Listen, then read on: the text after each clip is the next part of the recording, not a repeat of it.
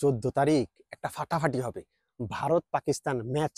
এখন কথা হচ্ছে খেলার প্রতিযোগিতায় যদি আমি বলি সেখানে ভারত অনেক এগিয়ে থাকবে পাকিস্তানের চাইতে, কিন্তু ওই যে মাঠের বাইরের বিভিন্ন ইস্যু নিয়ে এই যে উত্তেজনা রাজনৈতিক বা খেলা, আমরা বলি না খেলাধুলা, খেলার চাইতে ধুলা নিয়ে বেশি উত্তেজনা ছড়াচ্ছে কিন্তু ভারত পাকিস্তান ম্যাচ।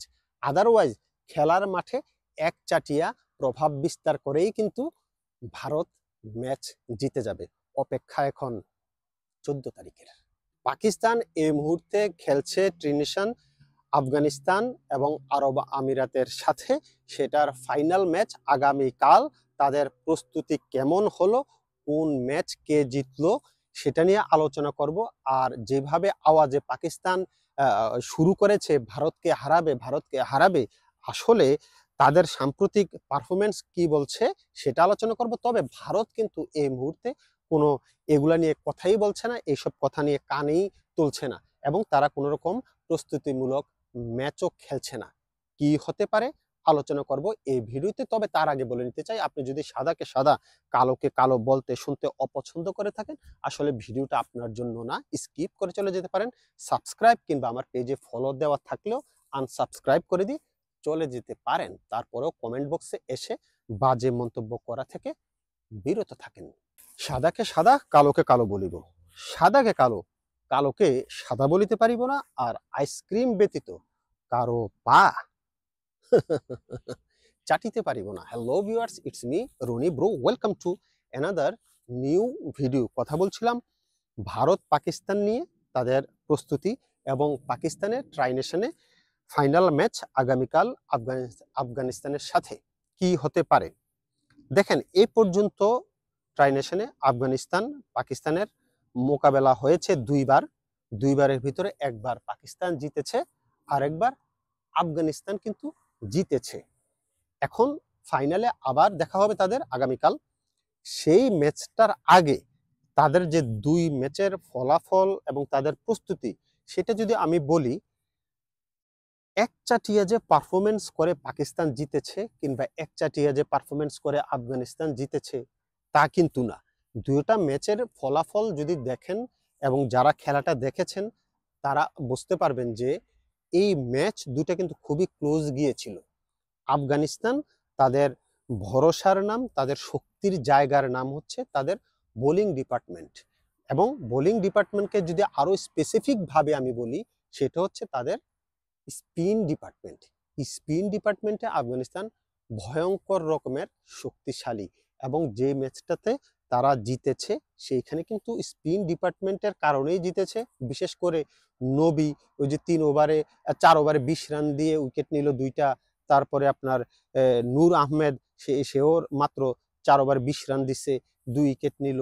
তারপরে গাজানফার ওইদিন উইকেট নেয় নাই, রশিদ খান উইকেট নিছে, বোলিংয়ে রান চেক দিয়েছে। এই যে স্পিন ডিপার্টমেন্টেই একমাত্র পাকিস্তানকে কিন্তু ওরা ভুগিয়েছে। এখন তারা যদি আগে ব্যাট করে স্কোর বোর্ডে 160-70 রান যোগ করতে পারে, টোটাল 160 থেকে 70 রান, আর উপরে করলে তো আরো ভালো, কিন্তু তারা যদি এটাই করতে পারে তাহলে দেখা যাবে তারা ওই রান কিন্তু মোটামুটি ভাবে ডিফেন্ড করতে পারবে, কারণ তাদের বোলিং অ্যাটাক ভালো, বিশেষ করে যেটা বললাম স্পিন অ্যাটাক ভালো। ব্যাটিংয়ে যদি আমি বলি, গুরবাজ খুব বেশি ছন্দে নাই, রান করতে পারতেছে না, কিন্তু অন্য প্রান্তে এই যে আতাল আছে, তারপরে জাদরান আছে, এরা কিন্তু উমরজাই আছে, এরা কিন্তু মোটামুটি ভাবে রান করে যাচ্ছে। বিশেষ করে সাদেকুল্লাহ আতাল কিন্তু ভালো খেলছে, জাদরানও ওই ম্যাচে ভালো স্কোর করেছে।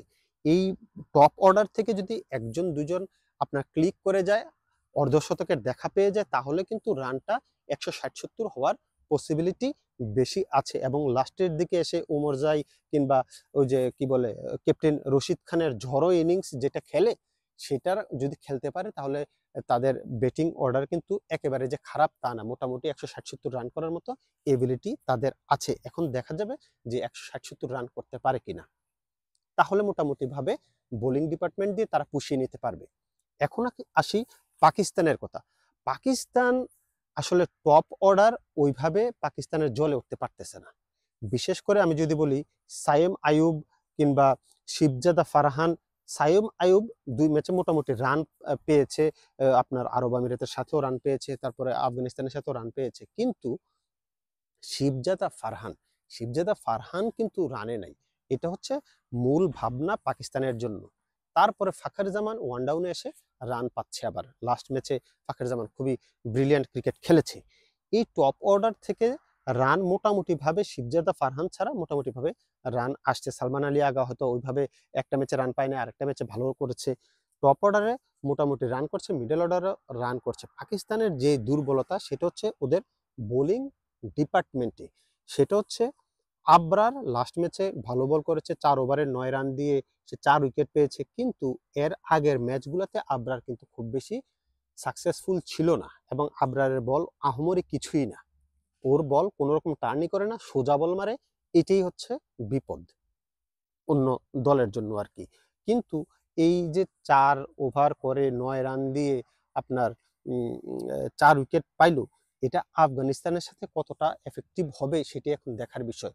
পাশাপাশি অন্যান্য স্পিনার যারা আছে, কি শফিকুল্লাহ মুকিম আছে, তারপরে নওয়াজ আছে, তারা ওইভাবে বলতে আফগানিস্তানের মতো প্রেসারটা ক্রিয়েট করতে পারতেছে না। আফগানিস্তান যতটা স্পিন ডিপার্টমেন্টে প্রেসার ক্রিয়েট করতে পারে পাকিস্তানকে, পাকিস্তানের স্পিন ডিপার্টমেন্ট অতটা প্রেসার ক্রিয়েট করতে পারে না আফগানিস্তানের ব্যাটারদের উপরে। সেটাই হচ্ছে প্রবলেম। শাহিন শাহ আফ্রিদি শুরুতে ভালো বল করে ডেথ ওভারে এসে মাইর খায়। তারপর হারিস রুফ মোটামুটিভাবে আপনার শুরুতে ভালো করলো, লাস্টের দিকে এসে ভালো করতে পারে না। ওইদিন প্রচুর রান দিছে হারিস রুফ। তারপরে আসেন সালমান মির্জা। সালমান মির্জা মোটামুটি অ্যাভারেজ পারফরমেন্স। এখন তারা যদি তাদের 100% পারফরমেন্স করে আফগানিস্তানের সাথে, তাহলে ম্যাচ জিতা সম্ভব। অন্যথায় আফগানিস্তান কিন্তু এই ম্যাচ জিতার দিকে আমার কাছে মনে হয় যে পসিবিলিটি বেশি। এই গেল আফগানিস্তান এবং পাকিস্তানের আফগানিস্তান এবং পাকিস্তানের ফাইনাল ম্যাচ। আমার প্রেডিকশন আফগানিস্তান জিতার পসিবিলিটি অনেক বেশি। এখন যদি আসি যে আওয়াজে পাকিস্তান বারবার ইন্ডিয়াকে কটাক্ষ করে কথা বলছে, এরা আসলে ওই খেলার আগে কিছুটা বিভ্রান্তি ছড়ানোর চেষ্টা করতেছে, কিছুটা মেন্টালি ভারতকে আসলে প্রেশার ক্রিয়েট করার ট্রাই করতেছে। বাট ভারত এত বছর ধরে খেলে আসতেছে, ওরা ইন্টারন্যাশনাল যারা প্লেয়ার আছে তারা মেন্টালি অনেক শক্ত। এই ধরনের আওয়াজে পাকিস্তান দিয়ে তাদেরকে আসলে বিভ্রান্তি করা যাবে না, কিন্তু তাদের পারফরমেন্সে আমার মনে হয় না কোনো রকম ব্যাঘাত ঘটাতে পারবে। ভারত এই মুহূর্তে কিন্তু কোনো রকম প্রস্তুতি ম্যাচ খেলছে না, তারা নিজেদের ভিতরেই প্র্যাকটিস করছে। তারপরও আমি মনে করি যে ভারত পাকিস্তানের লড়াইটা, যেহেতু রাজনৈতিকভাবে দুই দেশের মধ্যে একটা দ্বন্দ্ব আছে, সেটার জন্য উত্তাপটা আরো বেশি ছড়াবে। দলগত শক্তিমত্তার বিচারে ভারত পাকিস্তানের চাইতে সোফার বেটার। টপ অর্ডার নিয়ে তো আমি গতকালকে ভিডিও বানালাম যে ভারত টপ অর্ডার পাকিস্তানের টপ অর্ডারের চাইতে অনেক বেশি ভালো। কিন্তু আপনার রাজনৈতিক কারণে কিংবা খেলার মাঠের বাইরের বিভিন্ন ইস্যুর কারণে আসলে ভারত পাকিস্তান ম্যাচটা এত বেশি উত্তেজনা ছড়াচ্ছে। আদারওয়াইজ খেলার মাঠে কিন্তু ভারত এবং পাকিস্তানের আমার কাছে মনে হয় না কোনো রকম উত্তেজনা ছড়াবে।